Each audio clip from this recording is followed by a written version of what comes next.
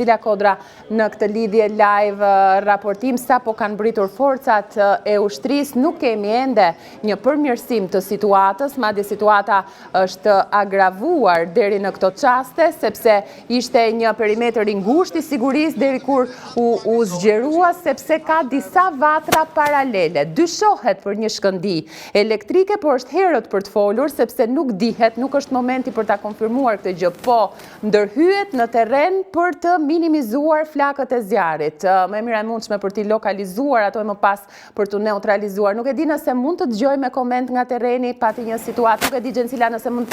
të më ndihmosh edhe ti me koment, çfarë ka ndodhur, për çfarë po bisedohet? Po, në fakt janë banorë të cilët komunikojnë me njëri tjetrin apo edhe persona të cilët janë tregtarë që kanë ambientet të magazinave tashmë në flak, kërkojnë sa më shumë informacion, por që nuk kanë se ku e marrin këtë informacion për aq kohë sa nuk u jepet një shpjegim. Duan të dinë se si do të ndërhyet tashmë nga forcat e ushtrisë, nëse do të ndërhyet nga ajri apo me mjete të tjera, por që në fakt kjo pritet për të parë, pasi sapo më konfirmuan pak minuta më parë, në fakt që edhe shërbimet e ushtrisë sapo kanë bërritur në vendngjarje, një kërkesë që u kërkua që në krye të herës nga Afrim Qendër, prefekti i Tiranës, i cili në fjalën e tij pohoi apo mohoi, mund të themi, që mund të kishte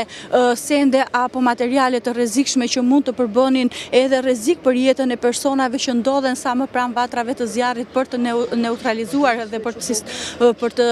vënë në kontroll situatën, por që nga komunikimet që kam pasur me disa prej punonjësve të policisë dhe më herët, duke qenë se perimetri i sigurisë është zgjeruar në kohë dhe minuta të ndryshme, është zgjeruar disa herë perimetri i sigurisë, megjasa edhe nga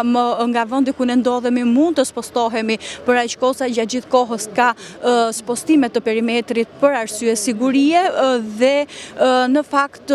nga momentet e para që kam biseduar me disa nga punonjës, nga të dhënat që kishin punonjës policia në fakt edhe të sigurisë të shërbimit zjarfikës, pohonin se nga të dhënat që kishin marrë nga tregtarët apo persona që kanë këto biznese, pra të cilat tashmë fatkeqësisht janë në flak, kanë pohuar se mund të kishte dhe bombë gazi dhe për këtë arsye u bë i menjëhershëm edhe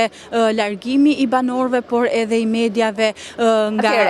vendi ku ne fillimisht ndodheshim. Ka pasur po ashtu edhe drejtues automjetesh, në fakt edhe një fjali fundit në fakt Nisida ka pas edhe drejtues automjetesh të cilët edhe pse nuk janë banorë të zonës, por kishin parkuar automjetet shumë pranë vendit të ngjarjes, ka pasur konfrontime me punonjësit e policisë të cilët tentonin të hynin dhe për t'i larguar këto mjete nga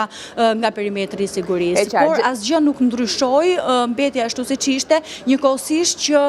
rrezik i shtuar ka qenë dhe vijon të mbetet po ashtu edhe disa kabuj elektrik që ndodhen shumë pranë me duke lidhur pra energjinë elektrike me magazinat me njëra tjetrën. Ky është rrezik potencial. Gjencila, do të shkëputem nga ti për pak momente, ne do të qëndrojmë me pamjet e drejtë për drejta nga 5 maj, do të shkëputem për çastin nga ti duke të dhënë kohën për të marrë dhe informacione të tjera, duke të falenderuar gjithashtu Gjencila Kodra është nga terreni, nga 5 maj, drejt për drejt nderuar shikues, ne do të vijojmë të jemi